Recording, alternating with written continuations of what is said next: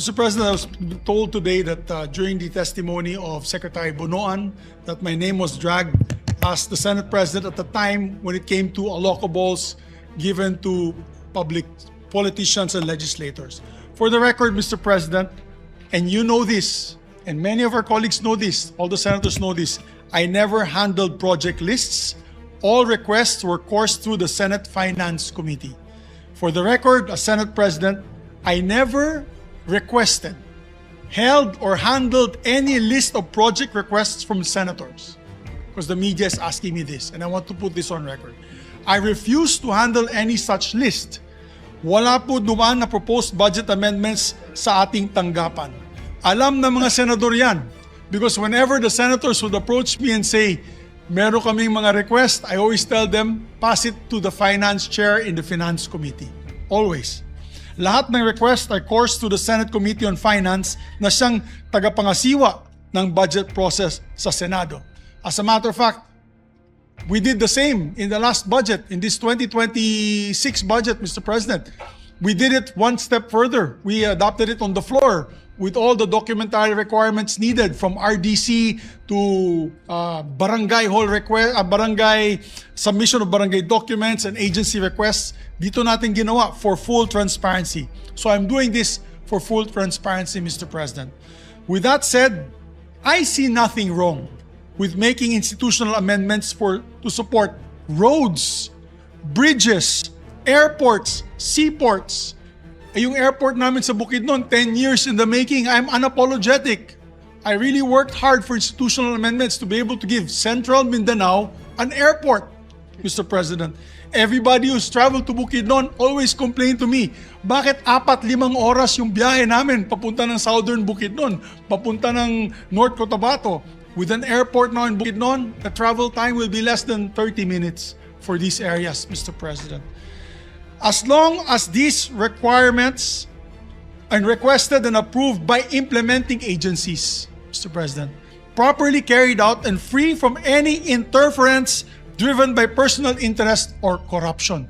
Napakalaga po yan, Mr. President. Almost all legislators, and I want to put this out, almost all legislators, except maybe for Senator Ping Lacson and a few, from senators to members of the House of Representatives, introduce amendments to the budget.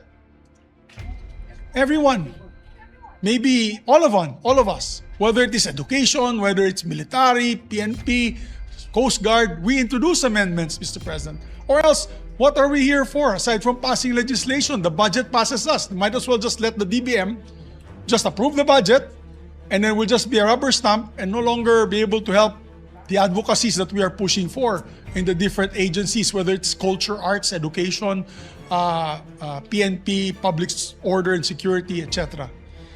So, Mr. President, even my idol, whose integrity is beyond reproach, the former Senate President Franklin Drilon, he used institutional amendments to make Iloilo the international mega city that it is today, without corruption, without any, I'd say, misappropriations.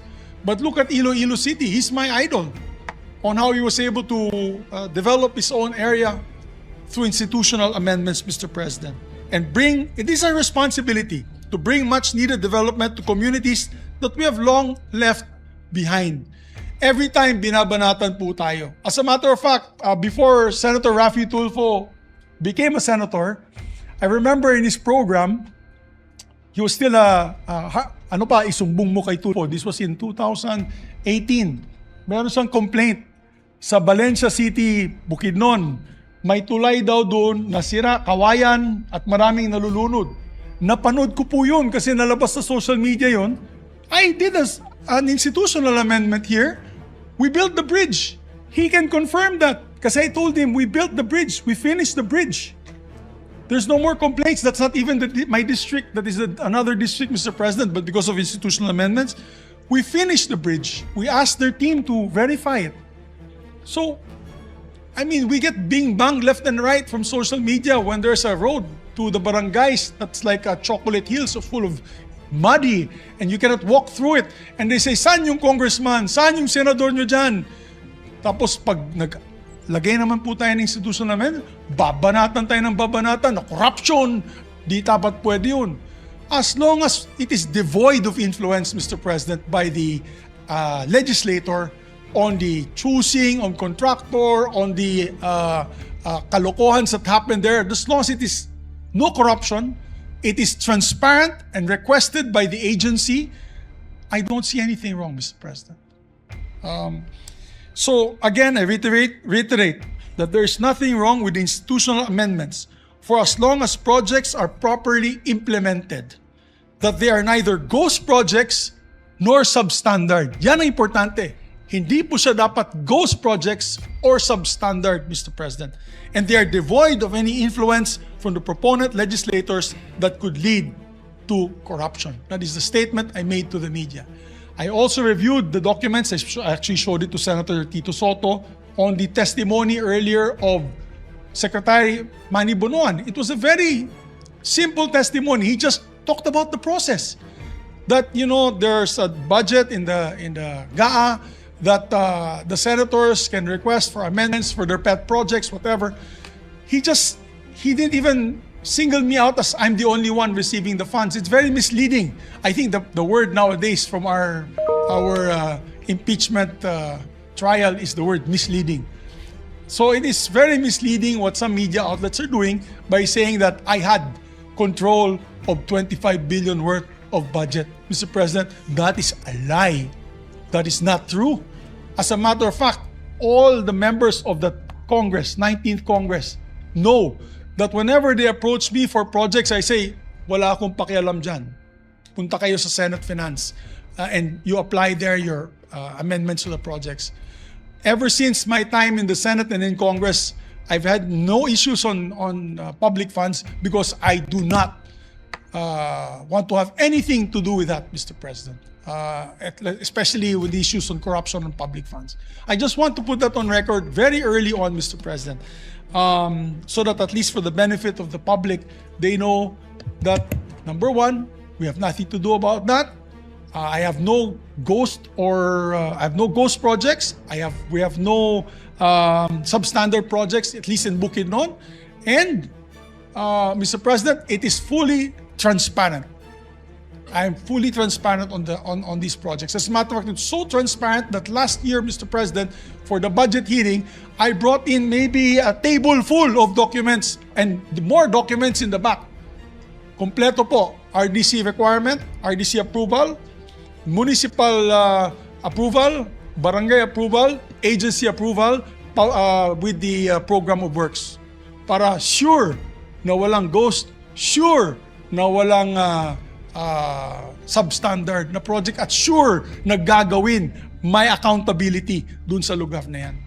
I've been very careful of that, Mr. President. As a matter of fact, I'm one of those senators na if there's a mayor that asked me and we were able to put the institutional amendments, you can ask the mayors and I have a copy of the letter. I always put there that if there is anyone who transacts with you and asks for any SOP, please tell my office or the NBI and have him imprisoned.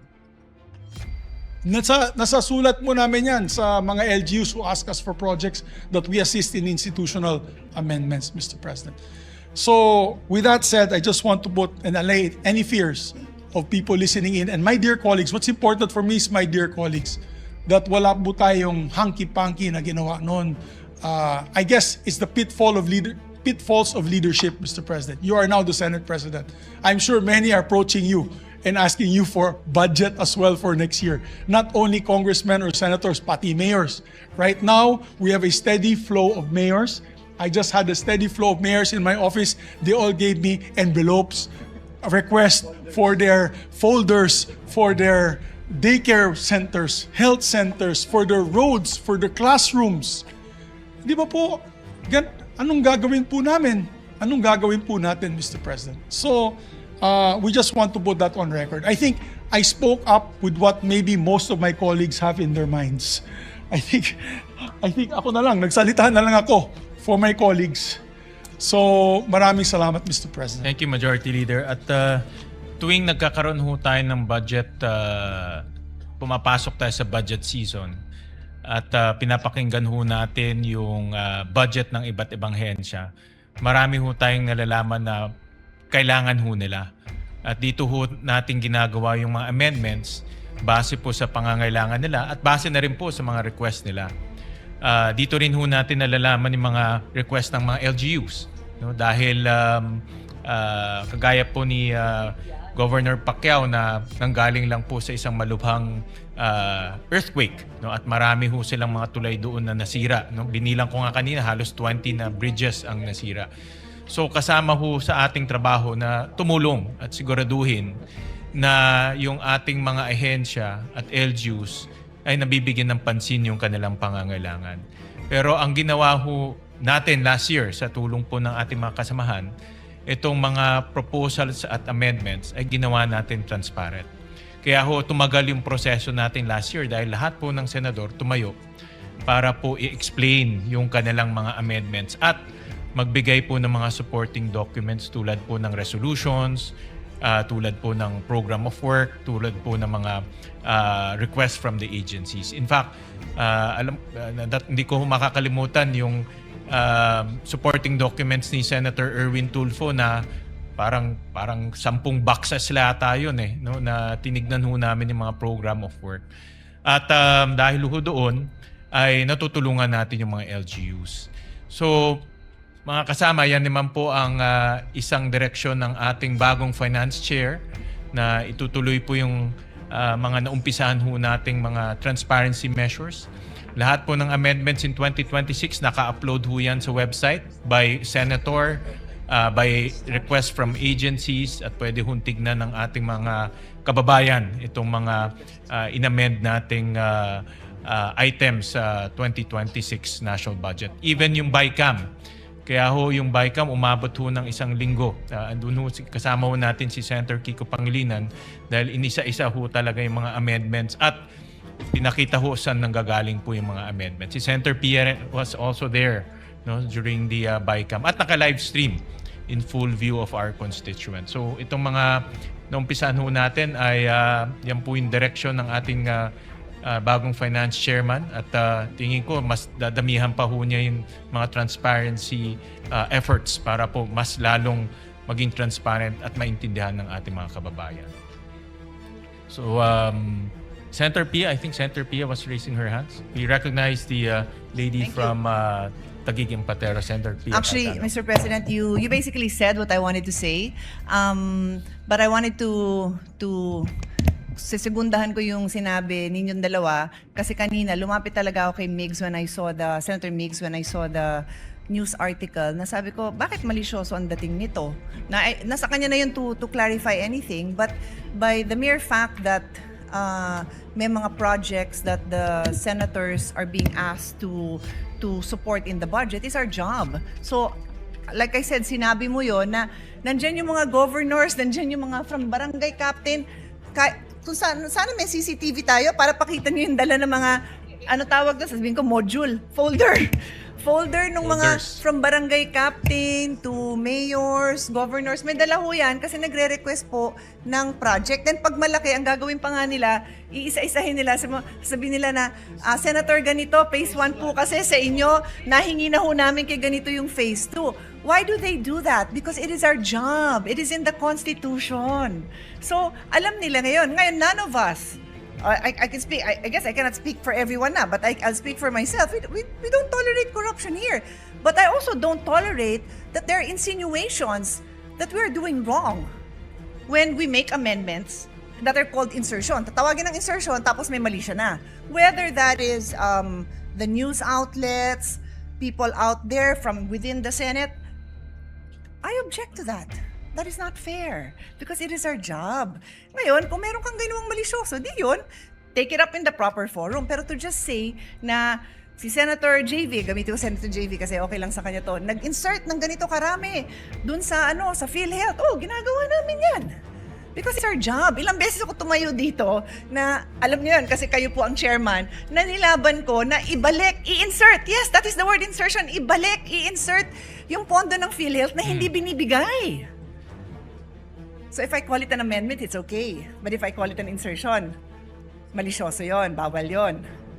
So that's what I'm saying. It is our job. So I thank the majority floor leader for standing up and sabi nga niya, ako na tumayo dito. Well, tumatayo din ako with you. Tumatayo din ako with you.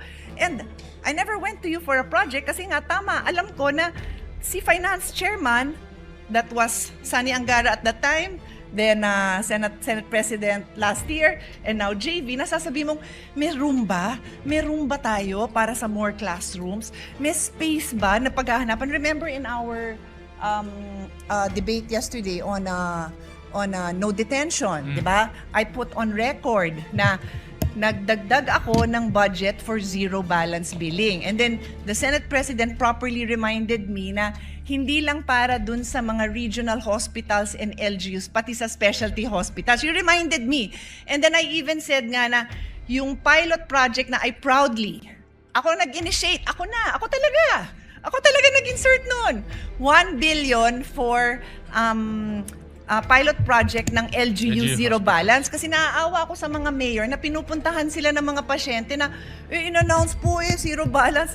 Ay, hindi kasi kami makakasama doon. So, maliit lang yung 1 billion, sobrang konti, but I put on record, it's a start. I could have asked you, because kayo, Mr. Senate President, ang chairman noon, sige na, lagyan mo to ng 10 billion because 10 is probably kulang sa dami ng LGU hospitals natin.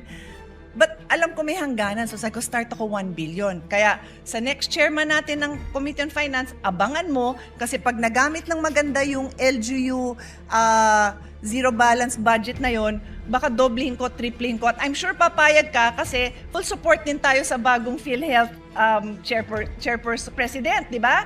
So ganun yun, that is the process. So thank you, Majority Floor Leader, for bringing this up.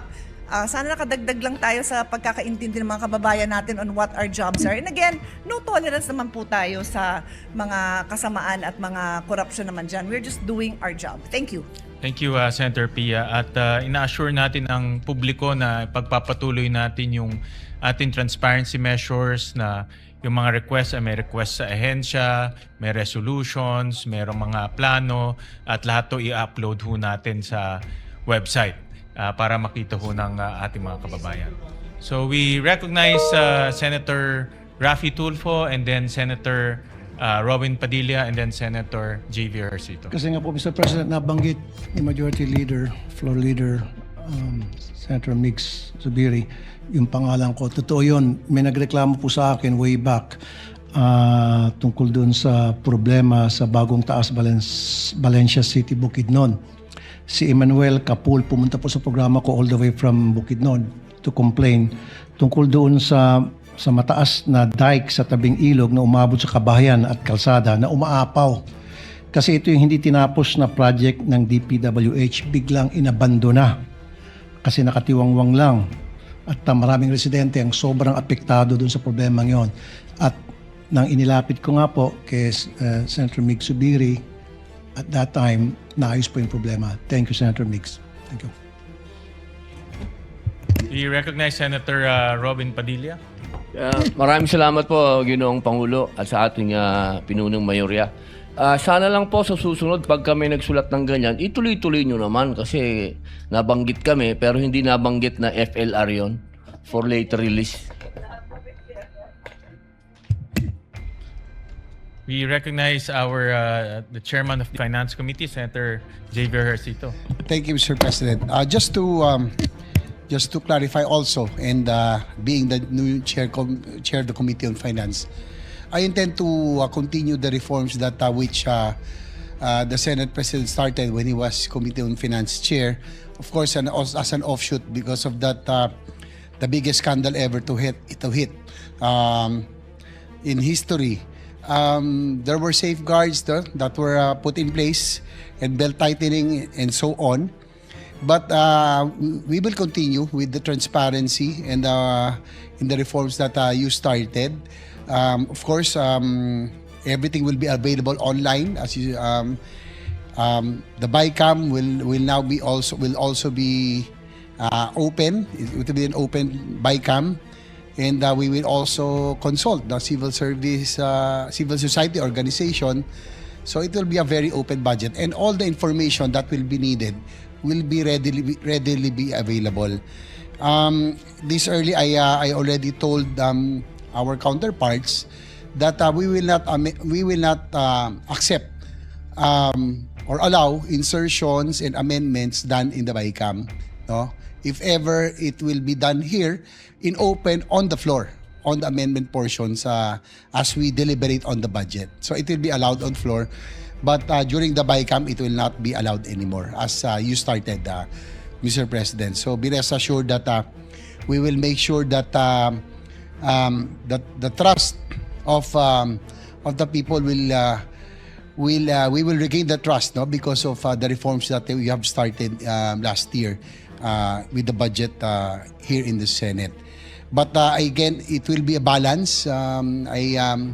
This early I will say that we need to strike a balance because the unintended consequence of that too much tightening and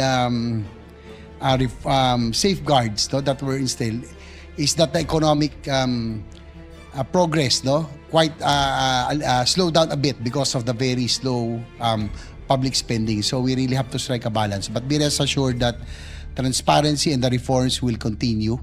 And just like what the majority leader has said, no, there are Senator Pia and the rest, there are a lot of, it's part of our job as legislators to also to make amendments. So not all insertions or amendments they call it are bad. There are good amendments, in fact, no, especially for colleges, for state colleges, for health and other programs, no, that will really improve the quality of lives of our people. And just to give you an example, Senate President, one of our guests here, no, Governor Dato Tuca Mastura of the newly created Maguindanao del Norte. This is the first visit of the this is a historic visit because this is the visit when the newly created province, no, had their he's the governor of the newly created province, and I had the chance, Mr. President,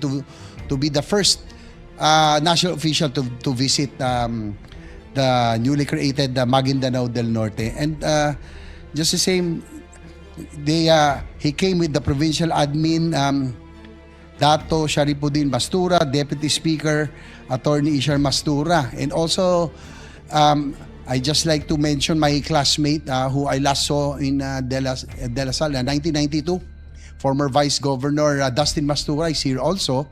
He was the one, incidentally, Mr. President, who stood up and after the Ampatuan massacre, who fought the Ampatuans and won against them, no, as Vice Governor.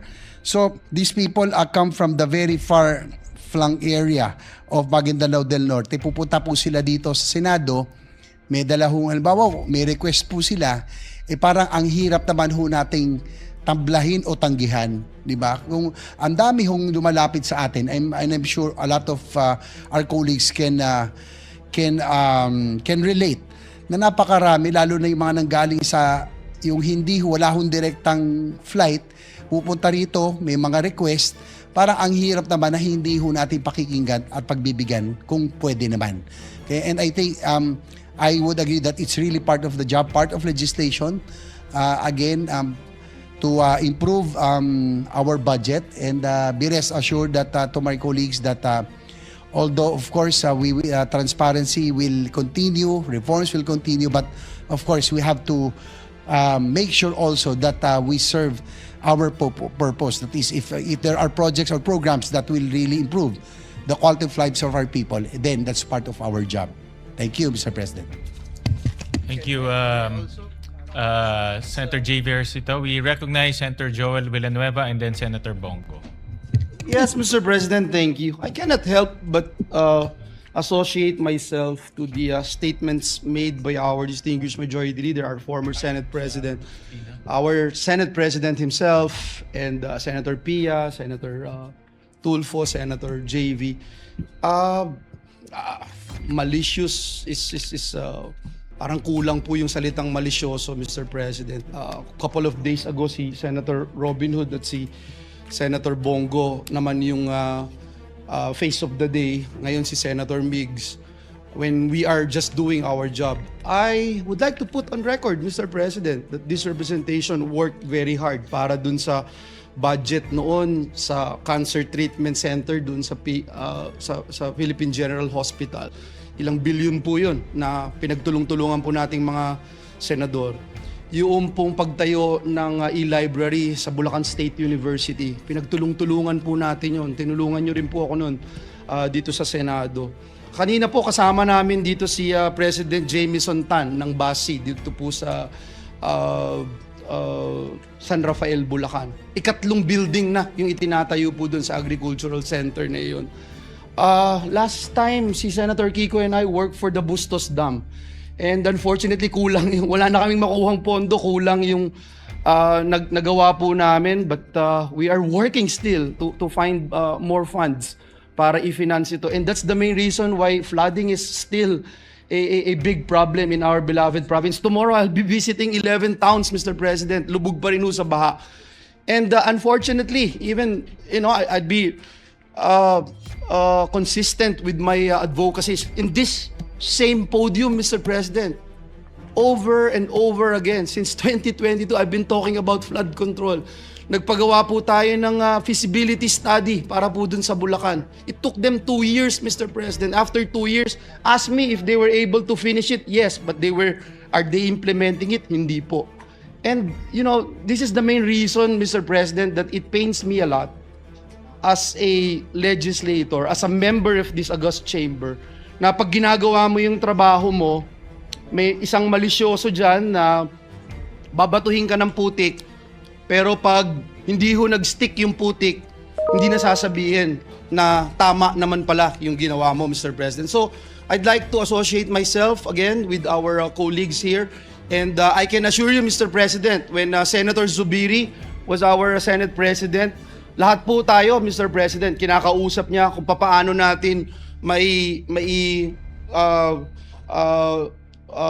isakatuparan yung ating mga advocacies sa iba't ibang ahensya ng ating pamahalaan. Hindi lang po sa DPWH but in every single agency na dumadaan po dito sa ating institution. So I just want to put that on record, Mr. President, and I still would like to congratulate our colleagues for doing their job and making this country a better nation than before. Thank you, Mr. President.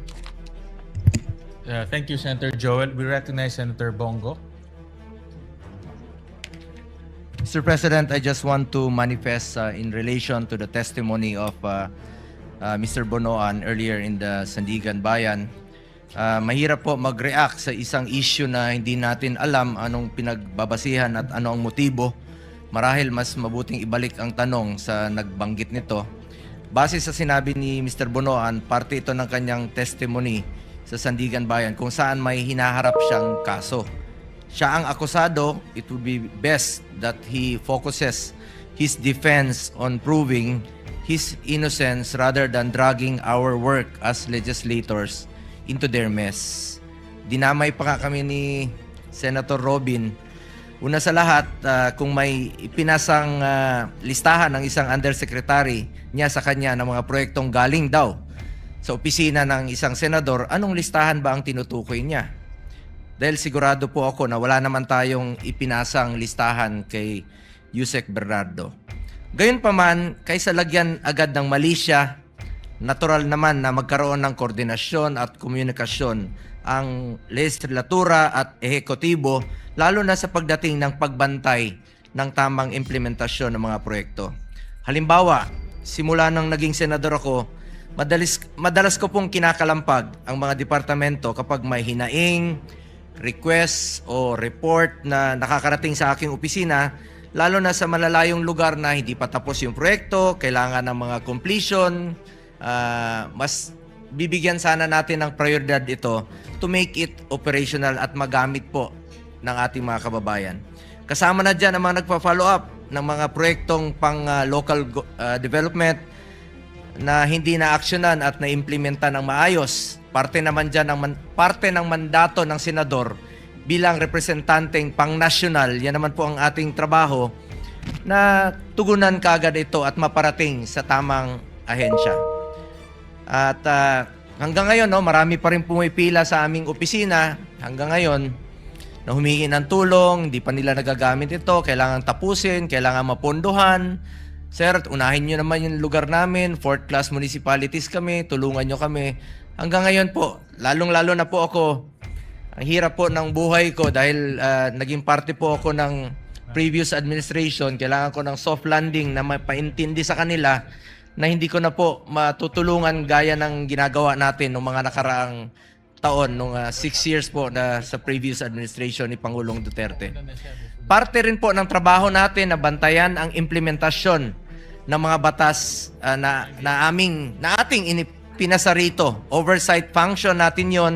Kasama na dyan ang national budget bawat taon na naglalaman rin po ng mga proyektong nasa ilalim ng DPWH.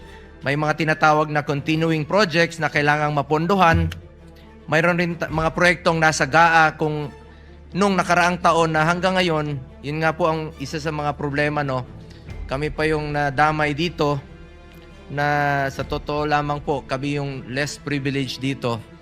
At alam naman po ng mga kasamahan natin yan for the past 3 years na ako mismo, yung mga proyekto nga po na nabilong po dun sa FLR, yung for later release at hindi nare-release yung pondo at hindi na uumpisahan. Ibig sabihin yan, ako po yung kami, yung mga less privileged dito sa Senado as early as 2023. Yung mga proyekto ko po ay yung mga amendments natin hindi pa nare-release dahil identified po ako sa nakaraang administrasyon. At ganoon naman talaga ang buhay. Sa anumang unang-una po, sa anumang listahan na yan, pakiklaro lang po na napakaraming listahan talaga ng proyekto na dapat aksyonan ng DPWH sa ngayon. Pero hindi ito nangangahulugan na konektado po ito sa flood control o korupsyon. So bago lagyan ng kulay ang pagbanggit ng pangalan ko ni Senator Robin sa kanyang testimonya, bigyan sana ng tamang konteksto dahil mula noon hanggang ngayon, wala naman tayong ibang pakay kundi magtrabaho at magserbisyo lang po sa ating mga kababayan, lalong-lalo na po yung mga nangangailangan. At yung mga lugar na nangangailangan, yun talagang gusto nating unang matulungan. Ang aking pagrepresenta at pagbigay boses sa taong bayan ay mandato ko po. Hindi yan pangingialam o pag-iimpluwensya sa maling paraan sa trabaho ng iba, lalo na po sa ekotibo. Ulitin ko lang po, kami yung mga less privileged dito for the past 3 years. In fact, yung mga 2025, 2024 to 2026, hanggang ngayon po hindi na re-release yung mga proyekto. Kahit na yung iba po ay pinaghirapan natin nung hinimay natin, Mr. President, during amendments. Open naman po yan dito, yung mga amendments natin nung nakaraang budget deliberation ay dumaan po yan sa inyo, pinag-aralan natin, pinagsusian ng mabuti. At hanggang ngayon po yung iba ay hindi pa po na re-release at hindi pa napapakinabangan ng ating mga kababayan. Gayunpaman, hindi ito naging hadlang para ipaglaban kung ano ang tama at nararapat para sa taong bayan.